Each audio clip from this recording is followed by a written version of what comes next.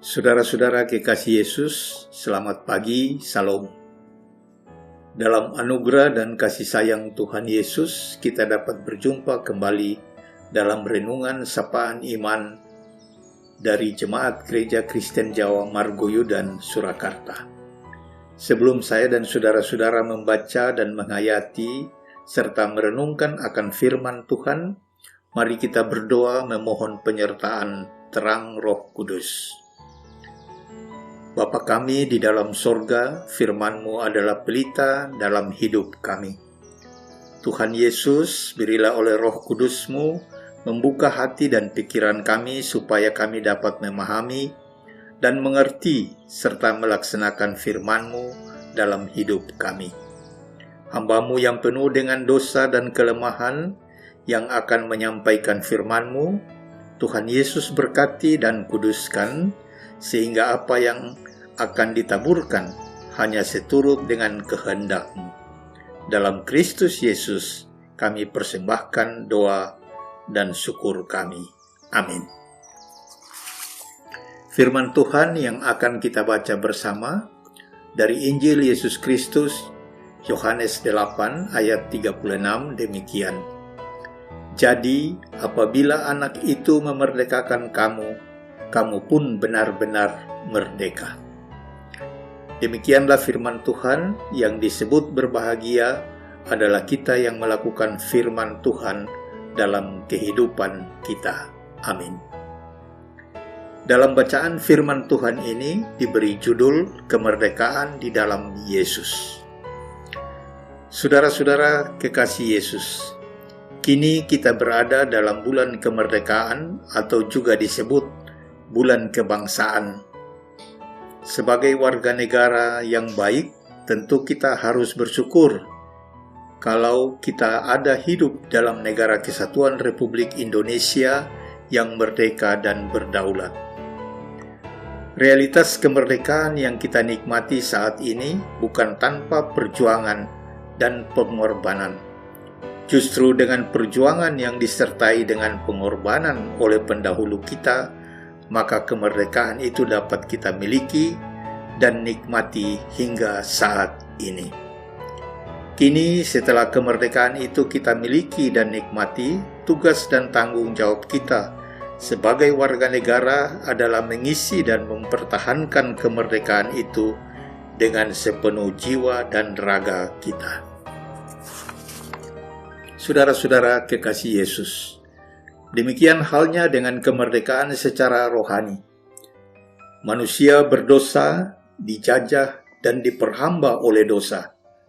Namun oleh karya agung dan mulia dari pengorbanan Tuhan Yesus, manusia dapat dimerdekakan oleh Tuhan Yesus dari dosa.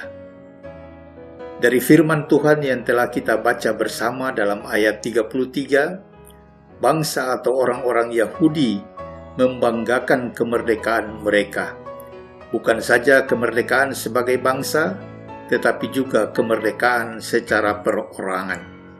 Mereka berkata, kami adalah keturunan Abraham dan tidak pernah menjadi hamba siapapun. Bangsa Yahudi begitu membangga-banggakan kemerdekaan itu sebagai warisan yang mereka terima dari leluhurnya.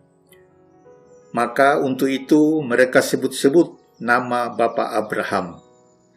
Kemerdekaan itu mereka warisi sebagai pusaka turun-temurun.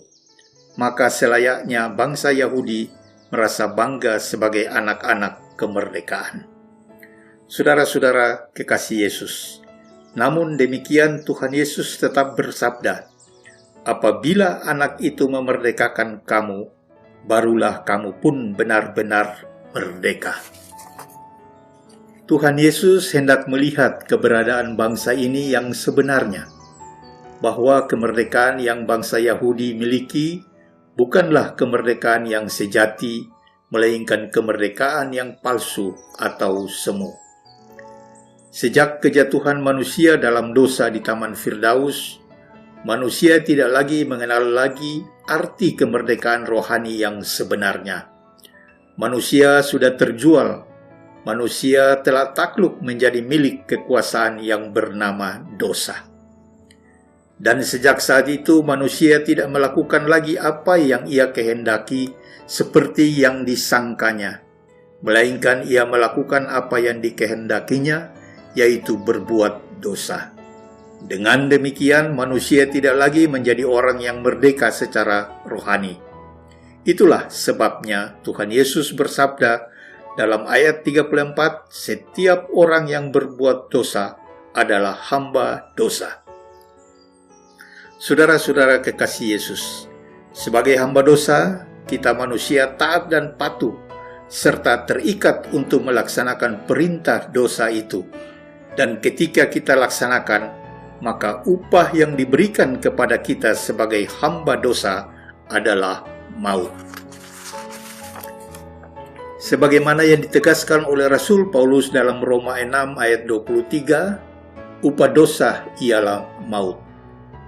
Sadar akan hal ini, Rasul Paulus berseru dalam Roma 7 ayat 24 dan 25, "Aku manusia celaka, siapakah yang akan melepaskan aku dari tubuh maut ini? Syukur kepada Allah oleh Yesus Kristus Tuhan kita." Kita harus ingat bahwa secara rohani kita masih berada dalam penjajahan dosa. Kita masih perlu dimerdekakan. Tanpa kemerdekaan yang dianugerahkan oleh Tuhan Yesus, saya dan saudara-saudara akan tetap menjadi hamba dosa. Firman Tuhan Yesus akan tetap berkata dan menghayati saya dan saudara-saudara, apabila anak itu memerdekakan kamu, kamu pun benar-benar merdeka. Inilah kabar kesukaan termulia dan terindah dalam hidup kita, bahwa Tuhan Yesus datang dalam kemuliaan dan kemahakuasaannya, melepaskan saya dan saudara-saudara dari belenggu dosa dan kengeriannya. Tuhan Yesus diutus oleh Bapanya untuk mewujudkan kemerdekaan yang sejati dan hakiki bagi seluruh isi dunia ini. Tuhan Yesus rela membayar harga kemerdekaan kita dari dosa dengan seluruh jiwa raganya sendiri. Suatu harga yang paling mahal dan tidak ternilai harganya. Kerelaan Tuhan Yesus yang tulus dan mulia itu hanya supaya saya dan saudara-saudara terlepas dari perhambaan dosa dan menjadi anak-anak Allah serta memperoleh hidup yang kekal. Saudara-saudara kekasih Yesus, mari saya dan saudara-saudara dengan penuh ketulusan hati merenungkan dan menghayati semua ini. Letakkanlah kemerdekaan kita di bawah kemerdekaan yang dikerjakan oleh Tuhan Yesus.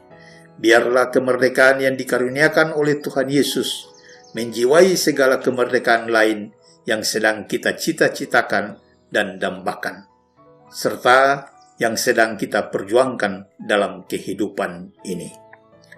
Biarlah kita memasuki pesta kemerdekaan ini dengan suatu kesadaran yang sungguh, dan materaikanlah dalam lubuk hati kita yang terdalam dengan kata-kata, ketika Tuhan Yesus memerdekakan aku pun benar-benar merdeka. Terpujilah Tuhan Yesus atas segala firman-Nya. Amin.